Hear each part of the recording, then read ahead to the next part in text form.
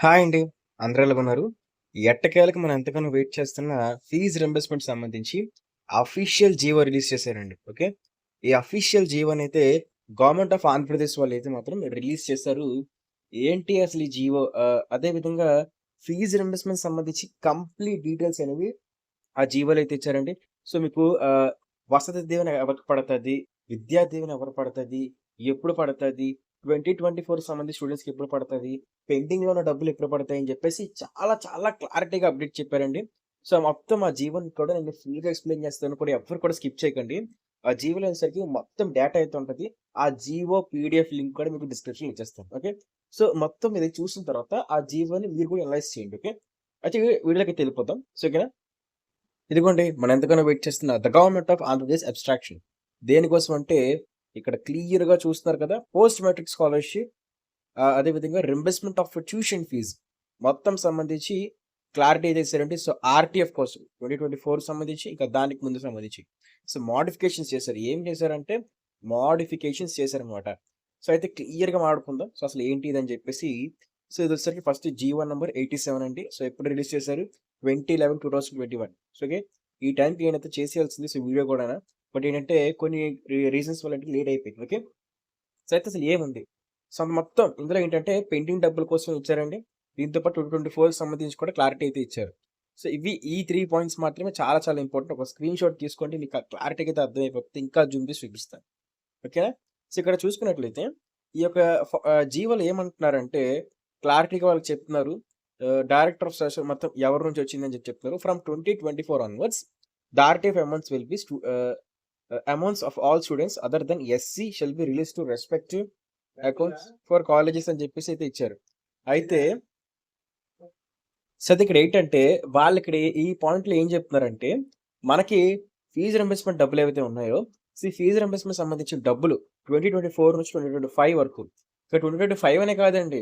మీకు 2026, 2027 ఇంకా టీడీపీ హయాంలో ఉన్న టైం అంటే సుమారుగా 2029 వరకు కూడా ఇదే రూల్ ఫాలో అవుతది.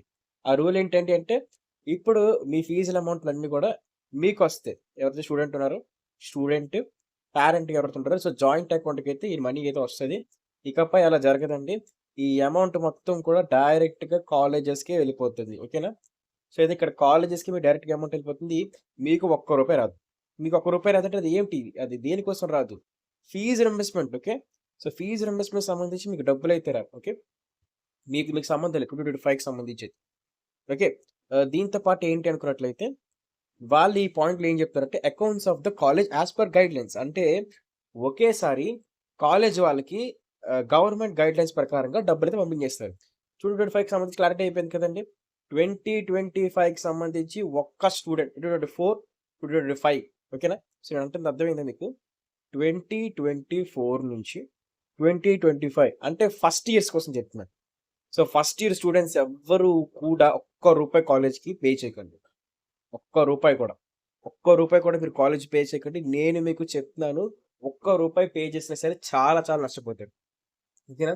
తర్వాత మామూలు తలనొప్పి కాదది. మామూలు తలనొప్పి కాదు. కాలేజెస్‌కి మీరు ఒక్క రూపాయి కూడా కట్టకండి. ఓకే. సో, మరి య ఫర్ ఎగ్జాంపుల్ మీకు ప్రెషర్ పెట్టేస్తున్నారు అనుకున్నట్లయితే కట్టినప్పుడు కూడా క్లారిటీగా అడగండి. సో, ప్రెషర్ పెడుతున్నారంటే ఏం చేయాలి? ప్రెషర్ పెడుతున్నారంటే ఏం చేయాలని చెప్పేసి నేను చివరిలో చెప్తాను. ఫర్ ఫ్రెషర్స్ కోసం చెప్తాను ఇది. ఓకే.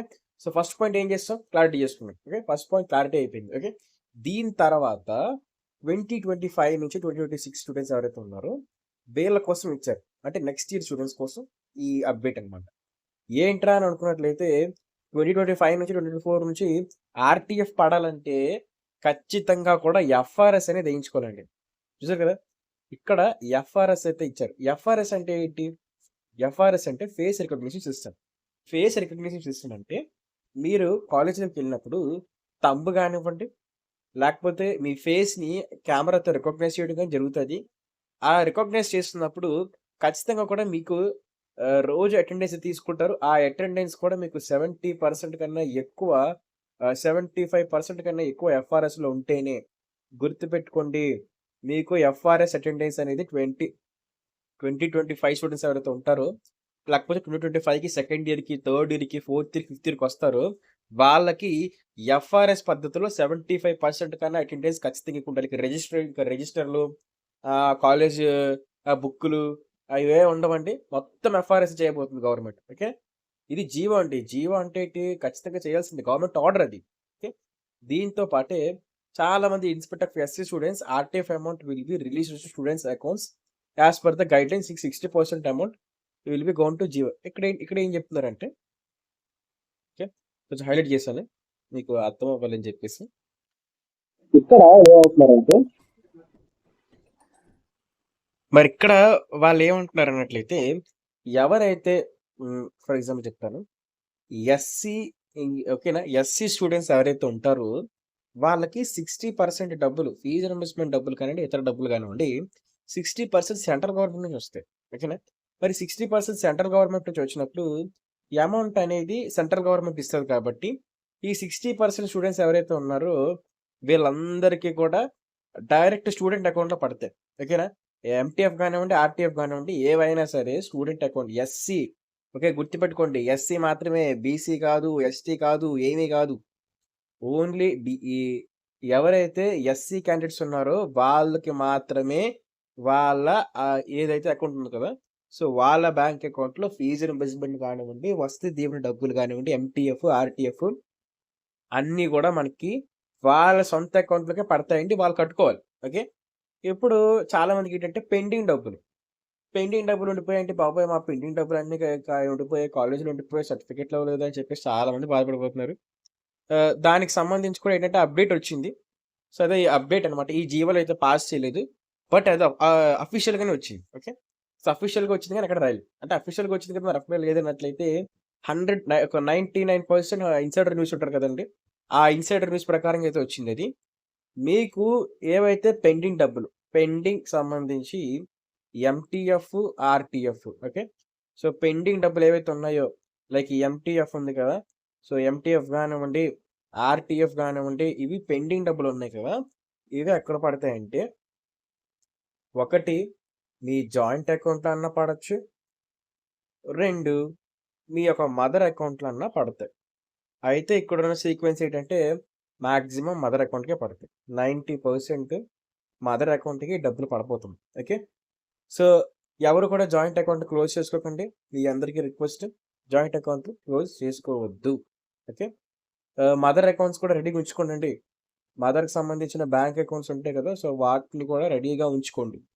ఏంటంటే అవి పనిచేస్తున్నాయా లేదా? కొత్త ఐఎఫ్ఎస్‌సి కోడ్స్‌తో ఉన్నాయా లేదా? అని చెప్పేసి మదర్ అకౌంట్సే తీసుకొని మదర్ అకౌంట్స్‌లోనే మీకు పెండింగ్‌లో ఉన్న డబ్బులనేవి వేయబోతున్నారు. మదర్ కానివ్వండి, జాయింట్ అకౌంట్ కానివ్వండి. ఏవైతే అదైతే. సో, ఇదేంటంటే ఇవన్నీ ఎక్కడొచ్చాయి అనుకున్నట్లయితే టీడీపీకి సంబంధించిన మినిస్టర్స్ ఉంటారు కదండీ! వీళ్ళు ప్రెస్ కాన్ఫరెన్స్‌లు వీటిలో చెప్పారనమాట. మదర్స్‌కి అకౌంట్‌లోనే వేస్తామని జెప్పేసి. ప్రెజెంట్ అయితే క్లిప్ నా దగ్గర లేదు. బట్ అందుకే నేను మీకు చూపించడం లేదు. వీళ్ళకి చెప్తానండి. ఆ క్లిప్ కూడా ఎప్పుడోకప్పుడు టెలిగ్రామ్ ఛానెల్‌లోనో లేకపోతే వాట్సాప్ ఛానెల్‌లో కూడా పెట్టేస్తాను. ఓకే. ఇది పెండింగ్ డబ్బులకు సంబంధించి. పెండింగ్ డబ్బులు ఎంత వరకు 2024 4 కాదండి. ఓకే. 2024 చూసుకోండి.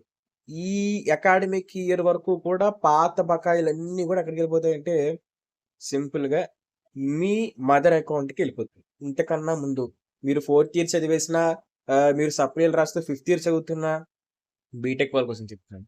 డిప్లొమాలో కూడా చదువుతూ ఉంటారు కదా! అంటే ఫోర్త్ ఇయర్ చదువుతూ ఉంటారు కదా! సో, ఎక్స్‌ట్రాగా కెరీర్ వాళ్ళైనా ఎవ్వరైనా సరే పెండింగ్ డబ్బులన్నీ కూడా మీ మదర్ అకౌంట్‌కే వస్తాయండి. కాలేజ్ అకౌంట్‌కెళ్ళదు. ఇది నిర్ణయించుకొని తీసుకున్న నిర్ణయమే. ఏం చెప్పాను నేను? నాకే అర్థం కాదు.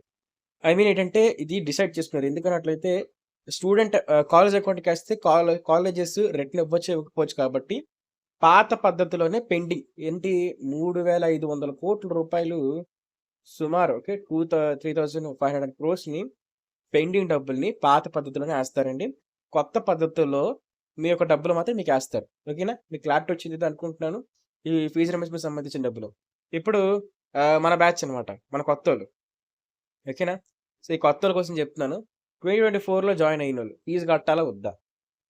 ఫీజ్ కట్టాలా? వద్దా? అన్నప్పుడు నేను మీకు ఇచ్చే సజెషన్ 99% ఫీజు కట్టకండి. కట్టొద్దు. ప్లీజ్. కడితే తలనొప్పి. కట్టొద్దు. ఎవరైనా అడిగితే గవర్నమెంట్ ఒక ఆర్డర్ జీవో రిలీజ్ చేసింది కదండీ అని చెప్తండి. కింద డిస్క్రిప్షన్‌లో వచ్చిన పీడీఎఫ్ డౌన్లోడ్ చేసుకొని మీ హెచ్ఓడి మటుకు పెట్టండి. చూడు అని చెప్పి. లేకపోతే వదిలేయండి. అయితే మనకు గొడవ. ఓకే. అయితే ఏంటంటే ఇక్కడ ఫీజయితే మీరు కట్టొద్దు. సో, ఫీజ్ కట్టకుండా మీరేం చేయాలనుకున్నట్లయితే, మీరు ఫీజ్ కట్టకుండా 2024 స్టూడెంట్స్ అన్న వాళ్ళకి చెప్పండి. ఫీజు అకాడమిక్ ఇయర్ ఎండింగ్‌లో కడతామని జెప్పేసి. జాన్వరి, ఫిబ్రవరికల్లా కూడా మీకు ఫీజ్ రీయింబర్స్‌మెంట్ డబ్బులు కనీసం హాఫ్ అయినా సరే కాలేజ్‌కెళ్తాయండి. ఓకే. హాఫ్ అయినా సరే కాలేజెస్‌కెళ్తాయి కాబట్టి, వాళ్ళు అప్పుడు మీకు ప్రెషర్ పెట్టరు. ఓకే. మరి కట్టేసిన వాళ్ళ పరిస్థితేంటి? నేను కట్టేసానండి. ఫీజ్ నేను కట్టేసాను. అదే విధంగా నేను కట్టేపోతున్నాను. మరి నా పరిస్థితి ఏంటి అని అన్నట్లయితే, ఫీజ్ కడుతున్నప్పుడు క్లారిటీ చేసుకోండి. గవర్నమెంట్ మీకేస్తానని చెప్పింది గదా! మీకు ఒకవేళ గవర్నమెంట్ ఏసినప్పుడు, మాకు రిటర్న్ ఇచ్చేస్తారా? ఓకేనా? మాకు ఆ అమౌంట్ మేము ఫీజ్ రిసిప్ట్‌లు చూపించినప్పుడు, మాకు రిటర్న్ ఇచ్చేస్తారా అని జెప్పేసి క్లారిటీగా అడగండి. రిటర్న్ ఇచ్చేస్తారు అనుకుంటే, డబ్బులు పే చేసినా పర్లేదు. రిటర్న్ ఇస్తారు. ఎలా ఇస్తారు? అంతా మీరంతా స్టూడెంట్ అక్కడ అక్కడ అడగకూడదు. స్టూడెంట్ ఎప్పుడు కూడా గ్రూప్ ఆఫ్ క్లాసెస్ మేట్స్‌తో అడగాలి. అప్పుడు మేనేజ్‌మెంట్ కూడా మీకు చెప్తది. సో, మేనేజ్‌మెంట్ ఒకసారి మీకు హామీ ఇచ్చింది. స్టూడెంట్ అకౌంట్‌కే ఏస్తామని జెప్పేసి, అదే కాలేజ్ అకౌంట్స్‌కే వేసినప్పుడు ఖచ్చితంగా ప్రతి స్టూడెంట్ కూడా రిటర్న్ ఇస్తామని జెప్పేసి హామీ ఇస్తే మీరు కట్టండి. హామీ ఇవ్వకపోతే ఏం కట్టొద్దు. అది ఇట్స్ బేసిక్ థింగ్. ప్రతి కాలేజీ కూడా హామీ ఇవ్వాలి స్టూడెంట్స్‌కి. ఓకేనా? సో, వాళ్ళకి జియో గూడా చూపించండి. వాళ్ళకి క్లారిటీగా అయితే అర్థమవుతది. వాళ్ళేంటంటే న్యూస్ పేపర్ చూడరు. అందులో మన ఛానెల్ అస్సలు ఫాలో అవ్వరు. వాళ్ళేదో అనుకుంటూ ఉంటారు కాబట్టి. సో, చెప్పండి ఆళ్ళకి జియో రిలీజ్ అయింది అని చెప్పేసి ఫ్రెషర్స్ కోసం చెప్తున్నాను. పెండింగ్ వాళ్ళకి మీకు కాలేజ్‌తో సంబంధం లేదు. మీ డబ్బులు మీకు పడిపోయిన వెంటనే మీరు కాలేజ్‌కెళ్ళి సర్టిఫికేట్‌లన్నీ తీసుకునేలా చూసుకోండి. సో, గవర్నమెంట్ కూడా ఆలోచిస్తుందనమాట. డబ్బులనేవి రిటర్న్ ఇచ్చే విధంగా. అంటే డబ్బులేవైతే ఉన్నాయో, సో, ఆ డబ్బుల వల్ల సర్టిఫికేట్స్ అవన్నీ హోల్డ్‌లో ఉంచుకున్నారు కదా! అవి రిటర్న్ ఇచ్చేసి ఇలాగ డబ్బులు కట్టినా, కట్టకపోయినా అని జెప్పేసి చూస్తుంది. బట్ ఏదేమైనప్పటికీ అదేంటంటే పెండింగ్ డబ్బులు ఏంటంటే మీకు విడతల వారీగా వస్తాయి. ఫర్ ఎగ్జాంపుల్ మీకు ఒకసారి ఒక విడత, ఒకసారి ఒక విడత వస్తది. అది కూడా ఒకేసారి ఏమి రిలీజ్ చేసియరు. అదేదో పండగలాగా. కొంచెం రిలీజ్ చేస్తూ ఉంటారు. So, it take time. Take its own time. So, అర్థమైంది కదా! సో, ఇదండి జియో అయితే క్లారిటీగా ఎక్స్‌ప్లెయిన్ చేశాననుకుంటున్నాను. ఇదంతా చదువుకుంటే నాకు ఓపిక లేదు. కాకపోతే మెయిన్ పాయింట్స్ మొత్తం ఇక్కడే ఉన్నాయి. ఓకే. మెయిన్ అంతా ఈ 3 లైన్స్‌లోనే ఉంటుంది. సో, ఈ 3 లైన్సే మొత్తం చెప్తున్నాయి. చిన్న సమ్మరీ చూద్దాం. చిన్న సమ్మరీ. మీకు క్లారిటీ రావడానికి. 2024 సంబంధించి 2024 నుంచి ఖచ్చితంగా కూడా మీకు కాలేజ్ అకౌంట్‌లో పడతాయి. ఓకే. దీంతో పాటు 2024 నుంచి అంటే 2025 కదా! యెస్. 2025 నుంచి ప్రతి ఒక్కరు కూడా ఎఫ్ఆర్ఎస్ ఎయ్యాలి. 75% అటెండెన్స్ కావాలి కాబట్టి ఓకే. దీని తర్వాత జియో ఏం చెప్తుందంటే పెండింగ్ డబ్బులు. ఓకేనా? సో, 2024కి ముందు పెండింగ్ డబ్బులేవైతే ఉన్నాయో అవి మదర్ అకౌంట్‌కే ఎళ్తాయి. ఓకే. ఇప్పుడు ఎస్సీ స్టూడెంట్స్ ఎవరైతే ఉన్నారో కేవలం ఎస్సీ స్టూడెంట్స్‌కి మాత్రం వాళ్ళ సొంత అకౌంట్‌కే ఎంటీఎఫ్, ఆర్‌టీఎఫ్ పడతాయి. Fees reimbursement Vasathi Deevena. వాళ్ళ సొంత అకౌంట్ వాళ్ళ ఆధార్ కార్డ్‌కి లింక్ అయిన అకౌంట్‌కే డబ్బులు పడతాయి. ఓకే. ఇదండి క్లారిటీ అయితే మాత్రం. సో, ఇంకోటేంటంటే ప్రతి స్టూడెంట్ కూడా ఎన్‌పీసీఐ లింక్ చేసుకోండి. సో, మీరేంటంటే మీ దగ్గరలో ఉన్న బ్యాంక్‌కెళ్ళి మీ మదర్‌కి లింక్ చేయండి. మీకు కూడా లింక్ చేసుకోండి. ఎన్‌పీసీఐ లింక్ ఉందో లేదో చెక్ చేసుకుంటే డబ్బులు పడితే మాత్రం అసలు ఒక్క రూపాయి కూడా మిస్ అవ్వదు. అలా గవర్నమెంట్ నుంచి మీ బ్యాంక్ అకౌంట్‌లో పడితే మీరు ఫోన్‌పేలో చూసుకొని మీరు ఏమన్నా కొనుక్కోవచ్చు. ఓకేనా? పప్పులో ఏమైనా కొనుక్కుంటే. సో, ఇది ఫీజ్ రింబర్స్‌మెంట్ సంబంధించి అప్డేట్. సో, ఇంకా డౌట్స్ ఉంటే ఫీజ్ రింబర్స్‌మెంట్ సంబంధించి అడగండి. నేను మీకు రిప్లైస్ ఇస్తూనే ఉంటాను. కామెంట్స్ చేస్తూనే ఉండండి. మీకు రిప్లైస్ ఇస్తూనే ఉంటాను. ఇంకా రిప్లై రాలేదా? వచ్చేయండి ఇన్‌స్టాగ్రామ్‌కి మెసేజ్ చేయండి. డీఎం చేయండి. కాల్ అయిన వెంటనే చూసి మీకు రిప్లై ఇస్తాను. ఓకే. సో, గుర్తుపెట్టుకోండి కామన్ డౌట్స్ ఏమైనా ఉంటే మాత్రం అంటే అందరికీ యూజ్‌ఫుల్ అవుతాయి అనుకుంటే ఇన్‌స్టాగ్రామే వద్దు. కామెంటే చేయండి. ఇండివిడ్యువల్‌గా మీ పర్సనలైజ్డ్ డౌట్స్ ఉంటే మాత్రం ఇన్‌స్టాగ్రామ్‌కి రండి. Replies. Thank you friends. Bye.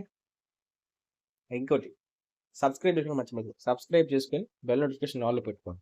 ఇలాంటి ఫీజ్ రింబర్స్‌మెంట్ సంబంధించి అప్డేట్స్ కోసం. ఓకేనా?